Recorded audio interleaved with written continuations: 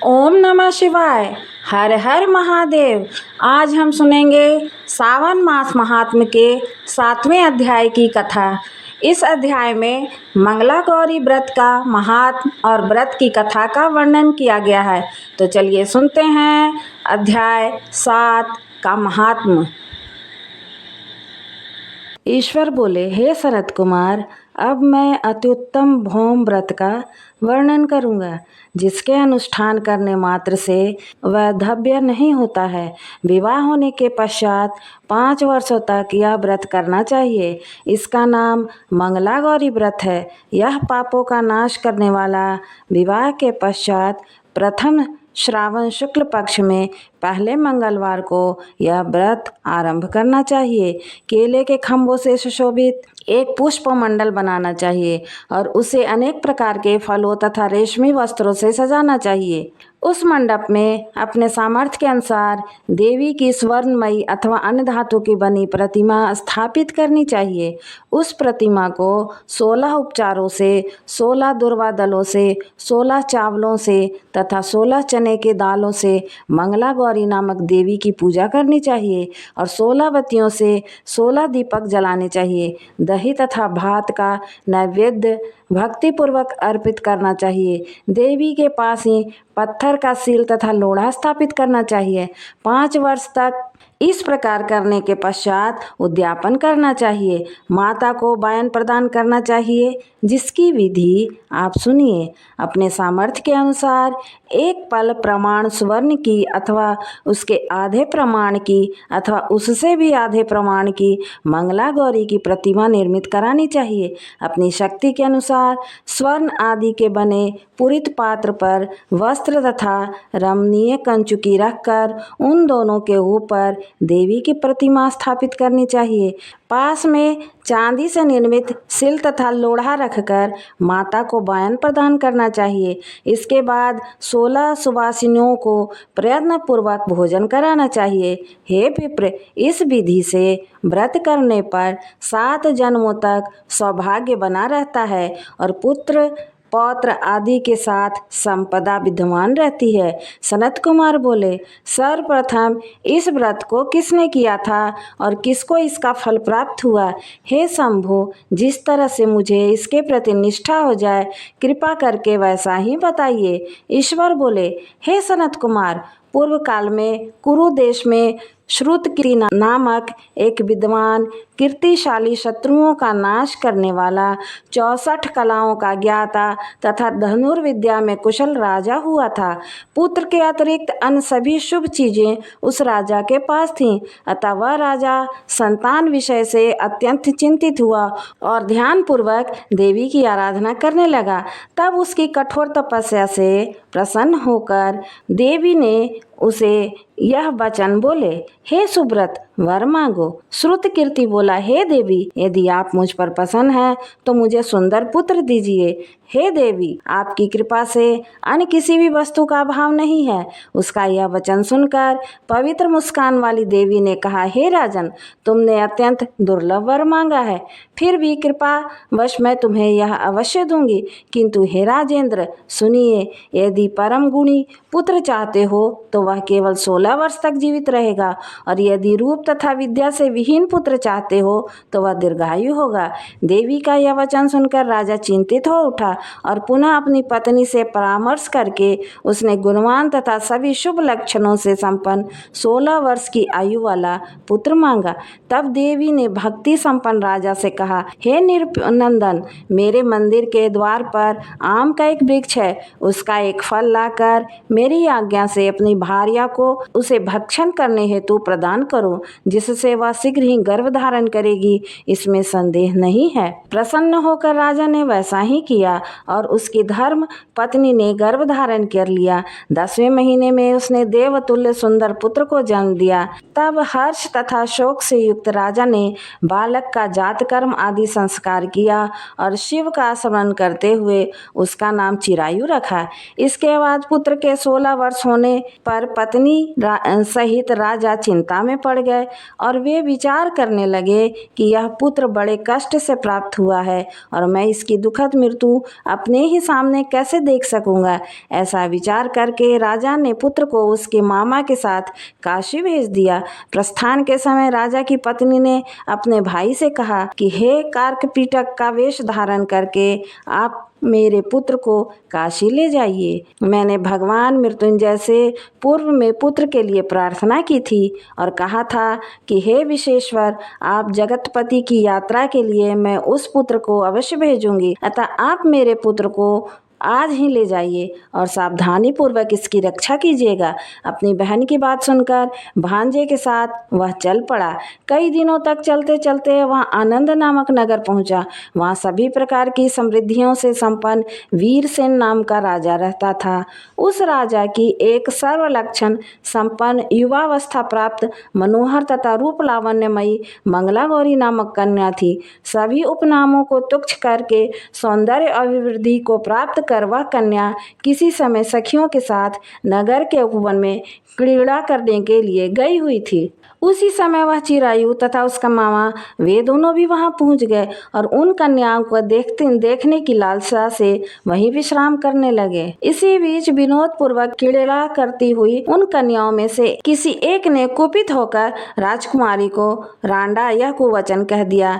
तब उस अशुभ वचन को सुनकर राजकुमारी ने कहा, तुम अनुचित बात क्यों बोल रही हो? मेरे कुल में तो इस प्रकार का कोई नहीं है। मंगला गौरी की कृपा से तथा उनके व्रत के प्रभाव से विवाह के समय जिसके सर पर मेरे हाथ से अक्षत पड़ेंगे, हे सखी, यदि अल्प आयु वाला होगा तो भी चिरंजीवी हो जाएगा। उसके बाद वह सभी कन्याएं अपने अपने घर चली गईं। उसी दिन राजकुमारी का विवाह था। बहिक देश के दृढ़ धर्मा नामक राजा के सुकेतु नाम का पुत्र के साथ उसका विवाह निश्चित किया गया। वह सुकेतु विद्याहीन, कुरूप तथा बहरा था। तब सुकेतु के साथ आए हुए उन लोगों ने विचार किया कि इस समय कोई दूसरा श्रेष्ठ वर ले जाना चाहिए और विवाह संपन्न हो जाने के बाद वहां सुकेतु पहुंच जाए। उन लोगों ने चिरायु के मामा के पास जाकर याचना की कि आप इस बालक को हमें दे दीजिए, जिससे हमारा कार्य सिद्ध हो जाए। इस पृथ्वी पर परोपकार के समान दूसरा कोई धर्म नहीं है। उसकी बात सुनकर चिरायु का मामा अपने मन ही मन बहुत प्रसन्न हुआ, क्योंकि उसे उपवन में पहले ही कन्या मंगला गौरी की बात सुन ली थी। फिर भी उसने एक बार कहा, आप लोग इसे किस लिए मांग रहे हैं? कार्य की सिद्धि हेतु वस्त्र, अलंकार आदि मांगे जाते हैं, वर को तो कहीं भी नहीं मांगा जाता। यद्यपि आप लोगों का सम्मान रखने के लिए मैं इसे दे रहा हूँ। इसके बाद चिरायु को वहां ले जाकर उन लोगों ने विवाह संपन्न कराया। सप्तपदी आदि के हो जाने पर रात्रि में शिव पार्वती की प्रतिमा के समक्ष उस चिरायु ने हर्ष युक्त होकर मंगला गौरी के साथ शयन किया। उसी दिन चिरायु के 16 वर्ष पूर्ण हो चुके थे। अर्धरात्रि में साक्षात काल सर्प रूप में वहां आ गया। इसी बीच संयोगवश राजकुमारी जाग गई। उसने उस महासर्प को वहां देखा और भय से व्याकुल होकर कांपने लगी। तभी उस कन्या ने धैर्य धारण 16 उपचारों से सर्प की पूजा की और पीने के लिए उसे दूध दिया। उसने दीनता भरी वाणी में उस सर्प से प्रार्थना तथा स्तुति की। मंगला गौरी प्रार्थना करने लगी कि मैं उत्तम व्रत को करूंगी जिससे मेरे पति जीवित रहें। ये जिस तरह से चिरकाल तक जीवित रहें, आप वैसा कीजिए। इतने में सर्प वहां स्थित एक कमंडलू में प्रवेश कर गया और उस मंगला गौरी ने अपनी कंचुकी से उस कमंडलू का मुंह बांध दिया। इसी बीच उसका पति अंगड़ाई लेकर जाग गया और अपनी पत्नी से बोला, हे प्रिय, मुझे भूख लगी है। तब वह अपनी माता के पास जाकर खीर लड्डू लेकर आई और उसके द्वारा दिए भोज पदार्थ को उसने प्रसन्न मन होकर खाया। भोजन के पश्चात हाथ धोते समय उसके हाथ से अंगूठी गिर पड़ी। तांबुल खाकर वह पुनः सो गया। इसके बाद मंगला गौरी कमंडलू को फेंकने के लिए जाने लगी। विधि की कैसी गति कि उस कमंडलू में से बाहर की ओर जगमग करती हुई हर कांति को देखकर वह आश्चर्यचकित हो गई। घट में स्थित उस हार को उसने अपने गले में धारण कर लिया। इसके बाद कुछ रात शेष रहते ही चिरायु का मामा आकर उसे ले गया। उसके बाद वर पक्ष के लोग सुकेतु को वहां ले आए। उसे देखकर मंगला गौरी ने कहा, यह मेरा पति नहीं है। तब उन सभी ने उससे कहा, हे शुभे, तुम यह क्या बोल रही हो? यहाँ तुम्हारा कोई परिचायक हो तो उसे हम लोगों को बताओ। मंगला गौरी बोली, जिसने रात्रि में 9 रत्नों से बनी अंगूठी दी है, उसकी अंगूठी में इसे डालकर परिचायक निशानी देख लें। मेरे पति ने रात्रि में मुझे जो हार दिया था, उसके रत्नों का समुदाय कैसा है, इस बात को यह बताए। यह तो कोई अन्न ही है। इसके अतिरिक्त रात्रि में आम सींचते समय उसका पैर कुमकुम से लिप्त हो गया था तथा मेरी जांघ पर अब भी विद्यमान है। उसे आप लोग शीघ्र देख लें। साथ ही रात में परस्पर भाषण तथा भोजन आदि जो कुछ किया गया, उसे भी यह बता दे, तब यह निश्चित ही मेरा पति है। इस प्रकार उसका वचन सुनकर सभी ठीक है कहने लगे, किंतु जब एक भी बात न मिली तब सभी ने सुकेतु को उसका पति होने से निषिद्ध कर दिया और वर पक्ष वाले जिस तरह से आए थे उसी तरह चले गए। उसके बाद अपने वंश को बढ़ाने वाले महान यश से संपन्न तथा परम मनस्वी मंगला गौरी के पिता ने अन्न पान आदि का शस्त्र चलाया। उन्होंने वर पक्ष का वृतांत कानो कान सुन लिया कि स्वरूप से कुरूप होने के कारण लोगों के द्वारा किसी अन्य वर के रूप में आदर पूर्वक लाया गया था। तब उन्होंने अपनी कन्या को पर्दे के भीतर बिठा दिया। उसके बाद 1 वर्ष बीतने पर यात्रा करके चिरायु अपने मामा के साथ यह देखने के लिए विवाह के बाद वहां आया कि क्या हुआ। तब उसे गवाक्ष के भीतर से देखकर वह मंगला गौरी अत्यंत प्रसन्न हुई और माता पिता से बोली कि मेरे पति आ गए हैं। राजा ने अपने सज्जनों को बुलाकर पूर्व में कहे गए सही परिचायकों का निशानी को देखकर मंद मुस्कान वाली अपनी कन्या चिरायु को सौंप दी। राजा ने शिष्ट जनों को साथ लेकर विवाह का उत्सव कराया। इसके बाद राजा वीरसेन ने वस्त्र आभूषण आदि सेना घोड़े रथ और अन्य भी बहुत सी सामग्रियां देकर उन्हें विदा कर दिया। इसके बाद कुल को आनंदित करने वाला वह चिरायु पत्नी तथा मामा को साथ लेकर सेना के साथ अपने नगर पहुंचा। लोगों के मुख से उसे आया सुनकर उसके माता पिता को विश्वास नहीं हुआ। उन्होंने सोचा कि प्रारब्ध अन्यथा कैसे हो सकता है। इतने में वह अपने माता पिता के पास आ गया और स्नेह से परिपूर्ण व चिरायु भक्ति पूर्वक उनके चरणों में गिर पड़ा। तब अपने पुत्र का मस्तक सूंघकर उन दोनों ने परम आनंद प्राप्त किया। पुत्र वधू मंगला गौरी ने भी सास ससुर को प्रणाम किया।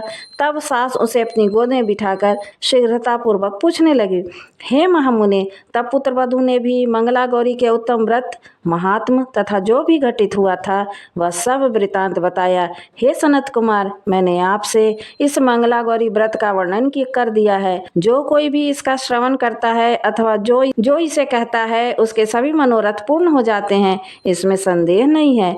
सूत जी बोले, हे ऋषियों, इस प्रकार शिव जी ने सनत कुमार को यह मंगला गौरी व्रत बताया और उन्होंने सभी कार्यों को पूर्ण करने वाले इस व्रत को सुनकर महान आनंद को प्राप्त किया। इस प्रकार श्री स्कंद पुराण के अंतर्गत ईश्वर सनत कुमार संवाद में श्रावण महात्मा में मंगला गौरी व्रत कथन नामक 7वां अध्याय पूर्ण हुआ। हर हर महादेव। ओम नमः शिवाय।